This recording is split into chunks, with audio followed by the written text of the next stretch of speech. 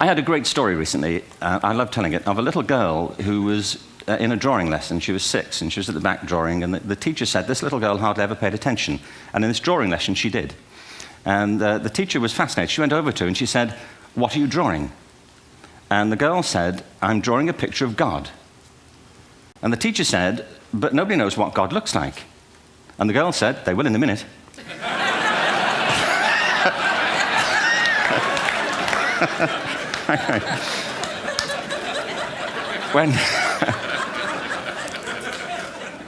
When my son was 4 in England, actually he was 4 everywhere, to be honest. I mean, if we're being strict about it, wherever he went, he was 4 that year. But he was in the Nativity play. Do you remember the story?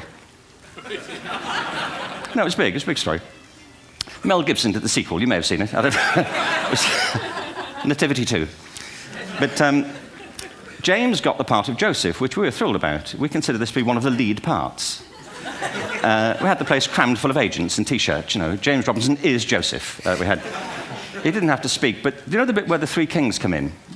They come in bearing gifts, and they bring gold, frankincense, and myrrh. This really happened. We're sitting there, and they, I think, just went out of sequence. Because we talked to the little boy afterwards and said, you know, "Are you okay with that?" And they said, "Yeah, why was that wrong?" They just switched. I think that was it. Anyway, the 3 boys came in, little 4-year-olds with tea towels on their heads, and they put these boxes down. The first boy said, "I bring you gold." And the second boy said, "I bring you myrrh." And the third boy said, "Frank sent this."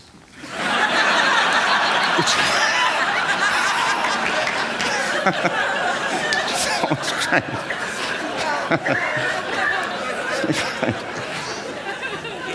What these things have in common, you see, is that kids will take a chance.